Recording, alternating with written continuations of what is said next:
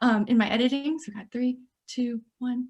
Good morning. Welcome to the Allison Loves Math podcast. Today, I'm very excited to introduce to you Vickie, Brett, and Amanda Selogie. They are civil rights attorneys, co-hosts of the Inclusive Education Project podcast, and co-founders of the nonprofit Inclusive Education Project, where they help to educate families about the rights that their children with special needs are entitled to, and they also offer pro bono legal assistance. So welcome.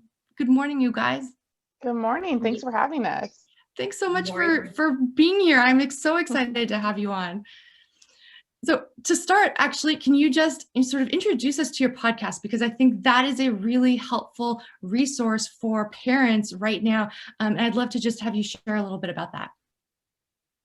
Absolutely. So Allison, you were on our podcast. We have a varied amount of guests. When Amanda and I first started our podcast, we had been doing blogs for our website, and it just seemed way too natural for us to just talk about special education all day, nonstop. So we had gotten the idea to just start recording ourselves. So very early on, we've been doing this now almost 3 years. Yeah. We started in 2017, and this November is 3 years. And we started just kind of launching them thinking, okay, we're just going to give people just like a taste of, or like start the conversation of special education, because that was one of our main goals for our nonprofit, was to obviously spread awareness about children with special needs and their rights.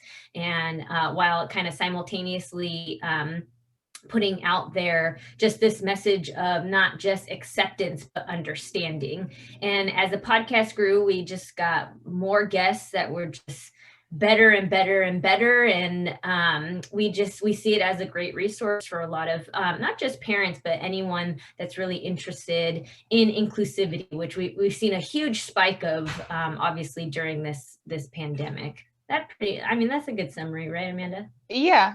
I mean, we're in this unique position as attorneys working with families, schools, therapists, everyone in this community, in this space, that we've been able to kind of see it from so many different angles, that we've realized, change isn't going to come from lawsuits or, us taking on cases one by one. Change is going to happen from people being educated, not just families and schools, but the community as a whole, about how special these children are and how much potential they have, and how, there's really not one way to educate children or people in general. And so we just kind of found this space of being able to bring people together and say, let's collaborate, let's try to find a better way, or a different way. Sometimes that's all it takes. And especially, this day and age right now, where we're in such changing times, it's even more important to be innovative. And so if we can help just one family or one school be innovative, then we're happy doing our job. Awesome. Yeah, so I think the Inclusive Education Project podcast is a really, really great and helpful starting point for families, just like you said, looking to educate themselves, looking to see, what sort of help and options and everything. There's so much different information that can possibly be researched or learned. So you were talking a little bit about how things have gotten crazy in this COVID world that we're living in. How has that affected families with children of special needs? I think it's impacted them the most. Not only are just any children struggling with distance learning, there's such a variety of what's being provided out there from school to school. But children with special needs already have issues with accessing their curriculum and instruction when they're on campus. So when we're faced with having to be in front of a screen, children who are having behaviors and may need redirection, there's no tapping them on the shoulder. You can't do that through a computer screen.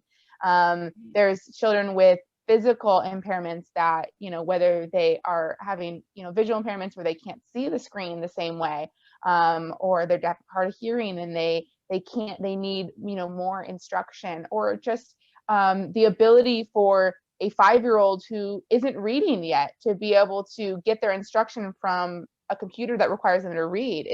the access is probably the most challenging. And, we've seen, unfortunately, not all school districts are doing the same thing for these students. And so there is such a disparity on what kind of instruction is being received. And, we don't know when we're going to be out of this. I know it looks more and more like we're sort of in this for the long haul, or at least the chaos within the schools, right, is not necessarily going to disappear overnight. So I don't know, talking about those sort of examples, right? If you have a child who you're finding, can't read what's on the screen, or can't visually see what's on the screen, what is something that, what advice would you give them in a situation like that?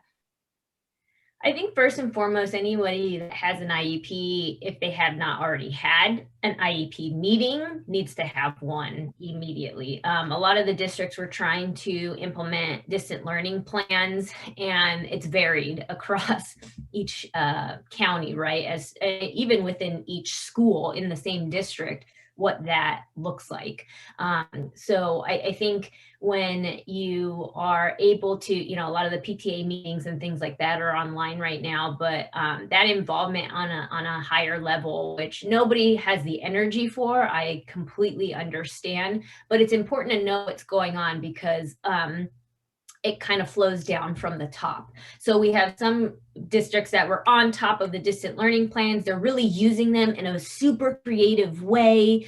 Some are providing support and services in a different type of model. But the child is like on independent study. Like we've seen some really, really creative ways. And then we've seen people that are just like, well, nobody's going inside the house, so I don't know, good luck to you. You're doing the best that you can. And that is just not good enough anymore. Maybe March to June, everybody was like, we don't know where we're at. Oh my goodness, yeah, we're in the middle of a pandemic, which we've been in the middle of a pandemic now for 8 months. But I really think that documentation, the parent, really asking for help in writing, obviously through email or text, and also having that IEP meeting, because nothing has changed in the law. I think some people were waiting for waivers, special waivers to come out and, kind of insulate the school districts from really having to provide much, if anything, for our special populations. And that has not happened. So for us, while we have been trying to get in the middle and, almost argue with some districts, like, let's not wait until we get back to school to give the kid compensatory education for the past because he's regressed. Like, let's do something now. So it really just depends on the child. It depends on the willingness of the team, of the teacher, of the parents to really try to work together to resolve it. We've seen some really interesting solutions simply because we've been involved. So that includes, the district hiring private agencies that are coming into the home for our more severe students, to, having the one-to-one on screen, which, for some of our kids, and some districts actually returning, because we are in Orange County, returning in person. So like I said, it's so hectic right now. That could change. The kid could return on October 5th, and October 20th they close the school down again. So it's really just trying to keep on top of things and keeping a paper trail in case you need to use it in the future. And that's unfortunate. We're telling them, get ready for a lawsuit with this district, which is not what we want. That's not what we're about, but that's the state of affairs that we're in right now. Yeah, back in March, we had hoped that, obviously we didn't know how long this was going to go on for, but we had hoped that this would be an opportunity for innovation and for teams to get creative. And like Vickie said, we've seen a lot of that, but then we've seen a lot of not that. And, we have received some guidance from the federal Department of Ed, the state departments of ed. In California, our governor as well created a task force. They've really been focused on trying to do what they can. And all of the guidance have been very clear that school districts are required to still provide what the law requires, a free and appropriate public education. IEPs are supposed to still be implemented. essentially to the same extent that they were, obviously changed a little bit, but if the student was receiving speech, they're supposed to still receive speech therapy. And so for parents, the most important thing is to just let the school team know, where are you having trouble? Where is your child having, difficulty accessing? If they can't read the computer, if they can't hear, if they can't see it, if they just are unable to attend. I've had students that they shut the computer when they're done. And so how does that team, how are they able to reconnect with the student if the student turns off the computer, the technology, right? So parents need to be communicating as much as they can. Like Vickie said, it's partially to prepare, but also the guidances have come down and said that, compensatory education will be owed to students who regress during this time. So, we need to be showing, okay, the student isn't accessing, the student isn't making progress as much as we can. And I know it's easy to just say, well, I'll just do whatever I can at home, and oh, well, the school hasn't provided me. But you need to give them the opportunity, have that IEP meeting. And I've been in a number of IEP meetings the last few weeks that, I've had teams that are really creative, or maybe they're not as creative, but if parents and I bring some ideas, they're open to them. If it's feasible, they're willing to do it. So for any parent, that if you have an idea of, what can be done to make it easier for your child, offer it, ask for it.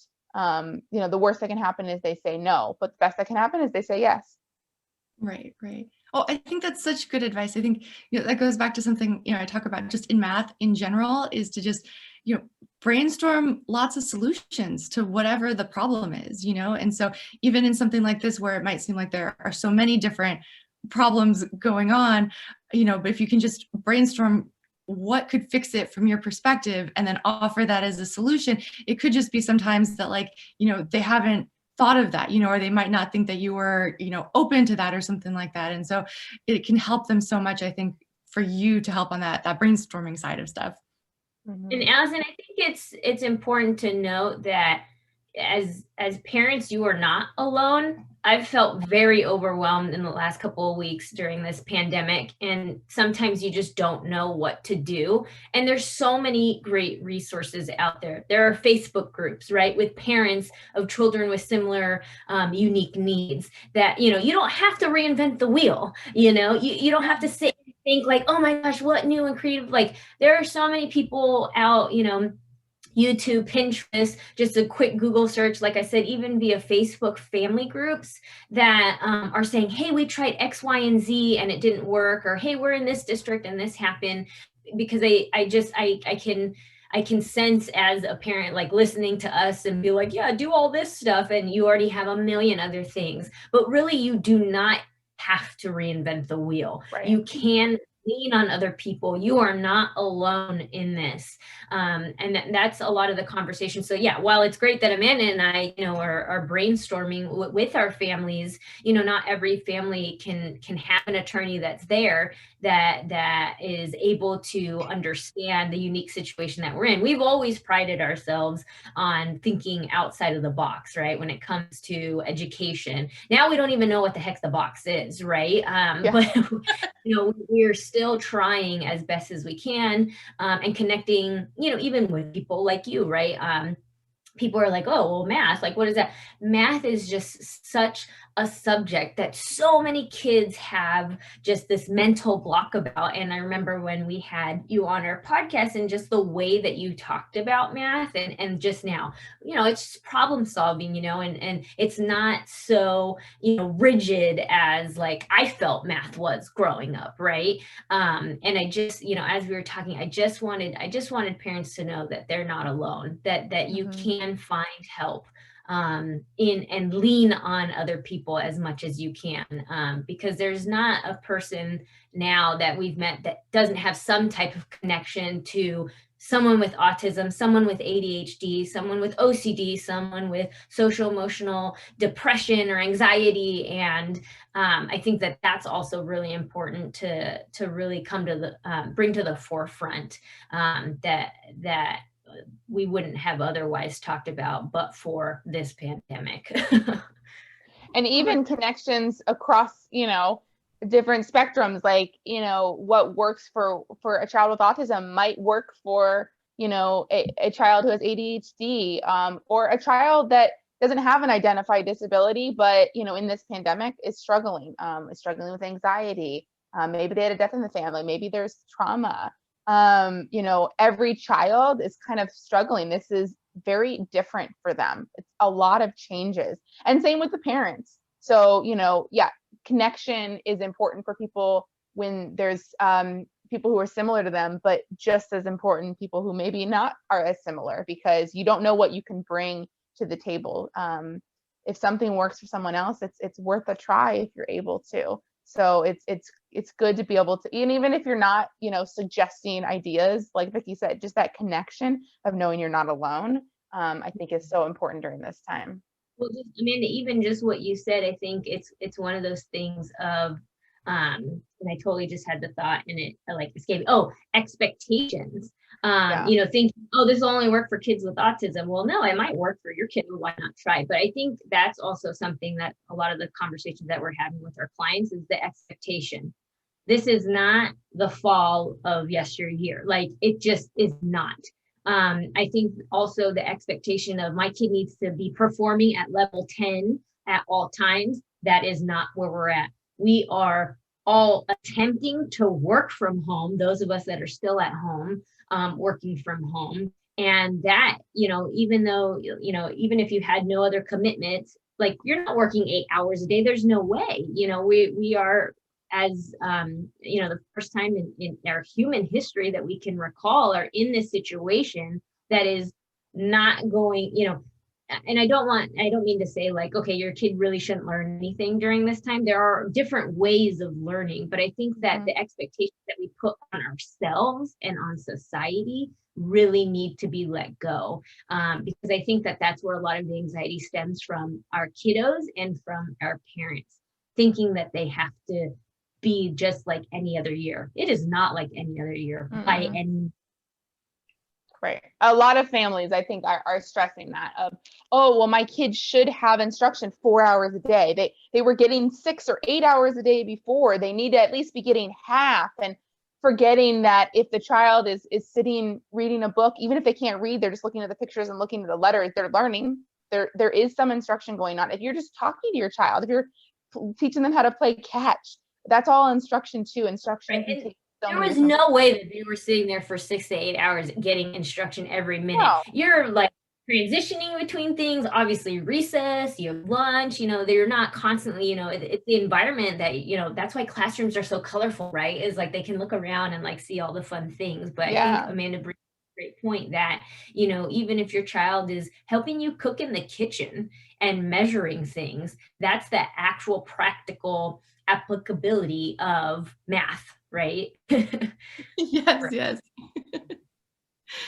And in all honesty, everything that we're doing right now is teaching our kids, because we're in a difficult situation, and everything that we're doing to get through it and to get our families and our kids through it is teaching our kids how to navigate difficult things, which eventually, future generations are going to go through their own stuff as well, So all of those things are helping the kids. There just might be education in a different sense than what we're used to.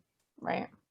Yeah. And I think you bring up such a good point too, I think, about the support system, right? Because you're talking about connections. And I think for all parents right now, really looking at your support system, right? And like you said, leaning into it and maybe looking to see where it needs to be strengthened, right? Is something that can just make such a huge difference when things are feeling overwhelming, right? So, it's not just about, necessarily school connections or attorneys and stuff like that, but you also, look at your own family and your own friends' support and stuff.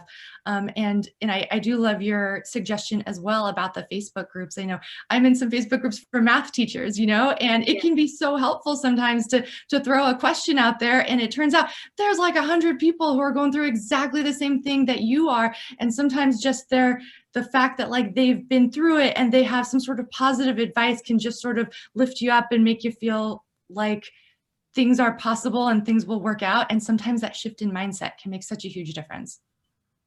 Absolutely. Let's see. So I'm trying to think. Any other, advice for parents that are just really struggling right now? I love the advice about the support system, making sure you get the IEPs, changing your idea, right, of maybe, what they should be getting. It doesn't necessarily need to be exactly the same as before, but at the same time, watching out for your kids and making sure that they are getting the help that they need. Are there any other sort of, things that you've seen that have come up, this fall semester? Well, Yeah, I think, oh, go ahead. Go ahead, Vickie. Oh no, I was just gonna say, it's going back to those kiddos with IEPs, and I wanted to just also mention that, as Amanda said, if your child is struggling, you've never had an IEP, ask for one, because the districts, those, for a time period, obviously in-person assessments weren't being completed, but there are some components of some of the assessments that could be done virtually to some extent, and at least in Orange County, we are getting the go-ahead to complete, and some parts of LA County, getting the go-ahead to start some of the in-person. So I don't want those parents to be like, well, and if my district is telling me they're not doing any assessments, get it in writing, because that is not our experience. So I just wanted to include those parents that may not have an IEP and they're in the middle of having to start one. You can still do that. And just, again, I think we're all surviving. There might be some people that are thriving. Okay, good. But for the most part, we're in the surviving mode. Yeah, we're in fight or flight, right? And I think that's important to acknowledge, for the expectations and for leaning on the support systems. Yeah, and I think as some schools start to go back in person, whether it's hybrid, whether it's we're going to do related services in person, or in some other states, we're going back 100%. I think parents should feel okay and comfortable with saying no. I've talked to a lot of families who have said, I'm not comfortable, whether their child is high risk, they're high risk, they care for grandparents that are high risk. I know a number of families that are just not comfortable. There's a lot of people who, are skeptics and don't, think masks are important. And while they are requiring masks in most schools, we don't know where everyone is, when they're not in school. And so I'm telling families, if you don't feel comfortable, it's okay. I don't anticipate there being a situation this school year where it's going to be mandated. Until things get a lot better, they really can't mandate all students to be back in person. They're going to have to continue to provide some virtual. And I think a lot of it's going to be parent preference, whether it's because they're afraid, or they don't feel comfortable, or even just, maybe they're not going back to work yet. Maybe they've lost their jobs. There's a lot of factors involved, but I think it's okay to say no and say, we're not ready. If you're feeling like I need to get my child back because they're really struggling, maybe mental health is gotten worse, because they're not having connections to their peers, or they're really struggling at home, and maybe going back to school is important for some of these kids. It's okay. Whatever choice you make, you're making the right call for your child because you know your child best and your family best, and it's okay. And I think there are schools that are pressuring families one way or another, and I think it's important for families and also schools to know everyone's situation is different, and whatever they choose to do, we need to be okay with it, and we need to support each other whether they make a different choice than us. So I think that's important to note as we start to see changes. Definitely. And I think, I don't know, mom guilt is such a thing that follows moms around everywhere, and so I think that is so important to remember that there is no perfect choice right now, so don't feel like you're choosing one and it might be the wrong one and you're messing up. Like there simply is no perfect one. So there's no wrong choice in that sense, so don't beat yourself up.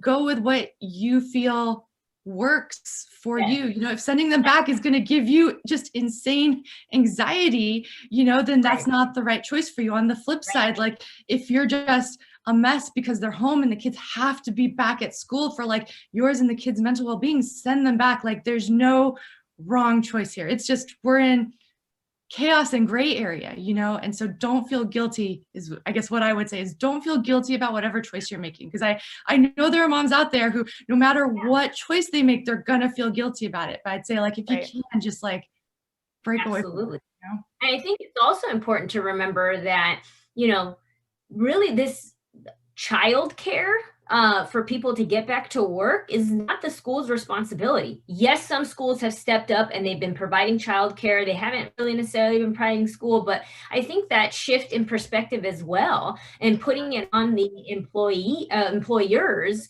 to provide childcare. If you want me to come back to work, this is a benefit that should have always been present, right? I think that helps with my mom guilt to a certain extent, and to some other parents and moms that I've talked to, is that, you know, we had this idea, we had this, just going to work and, sending your kids and doing all this stuff and being guilty about this and being guilty about that. And then, the world stopped. And I think, in July or maybe August, the number of women, it was like 820,000 women had left their jobs because they needed to come and, they felt that they needed to make the decision to stay at home with their children to continue, home learning or whatever. And that number is staggering, right? And I want, to acknowledge it. Yeah, Allison, you, right? I took the semester off of teaching because honestly, I'm considered high risk and I didn't know if we'd be going back to school or what the situation was. I wasn't comfortable with it. And two, I was, teaching all day while the 3 kids were online. It was exhausting. And it was something I looked at that in the spring and I said, there's no way I can survive it.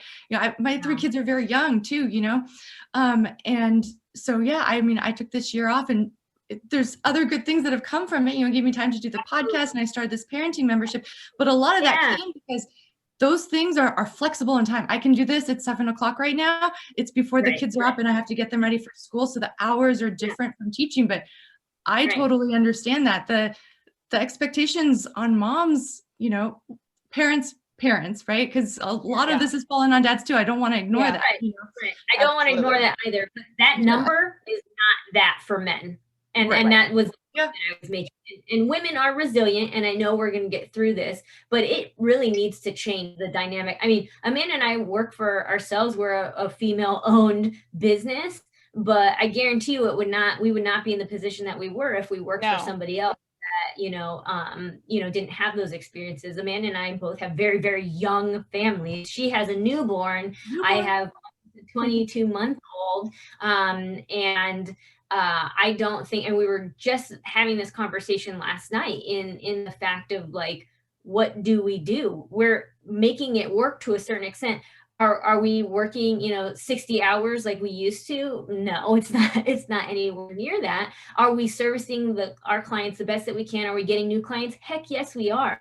But the toll that takes when we are, the primary caretakers, and we both have partners that are super helpful, that I know Amanda's husband is kind of going back to work a little bit, and my husband's here at home. And I was just telling her, it works right now because Maury's here, but the second that he has to go back in person, which I don't know, it could be next April, and that's fine, or it could, but we just are trying to do the best that we can with what we have. And that's what we tell our clients all the time. You are doing the best that you can.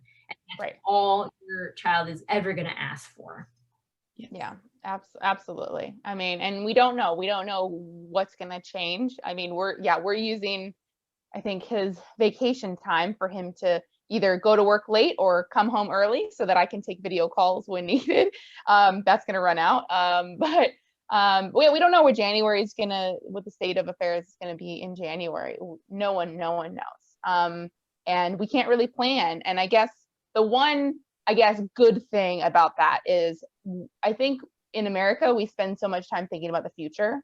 And especially as women, we are always feeling like we have to plan for the next thing, because we have to do everything. So I think that it's allowing us to kind of be more in the moment, or at least like I'm trying to be more in the moment and not like, okay, what do we need to do now and what can we focus on now? And we'll worry about the future when we get there, because we could plan for something and think it's going to be one way in January, and it's a different world. We don't know. So I think as much as we can encourage families to try to enjoy the moment with their families, and do as much as they can to just be in the moment, I think that sometimes helps. Absolutely. Oh, I think those are two just perfect pieces of advice to end on. That remember, you're doing the best that you can and stay in the moment, right? Try to enjoy some of right now. I know that's really, really hard when we're just exhausted and doing too much. But yes, if we can just take a little bit of time to enjoy right now with our kids, right? Definitely. Absolutely. Perfect. All right. So before we go, actually, can you tell us a little bit about, I guess, where we can find your podcast and information about you for any parents that would like to follow up? Sure. So the podcast is the Inclusive Education Project podcast, and you can find us anywhere you find your podcasts. Apple Podcast, is it Apple Podcasts or iTunes? I don't have an iPhone, so I don't know. Apple Podcasts, Stitcher, Spotify, wherever you might listen to podcasts, and then also on our website as well, inclusiveeducationproject.org. Awesome. Perfect. Well, thank you so much, you guys. I'm so excited to have you here today. As always, just a wealth of information from you guys, and I really appreciate you taking the time to come here and share. Of course, thanks, anytime. Allison. And congrats on your podcast. We're so excited for you. Yes. Oh, thank you so much. All right. Bye, everybody. Take care. Bye. Bye-bye.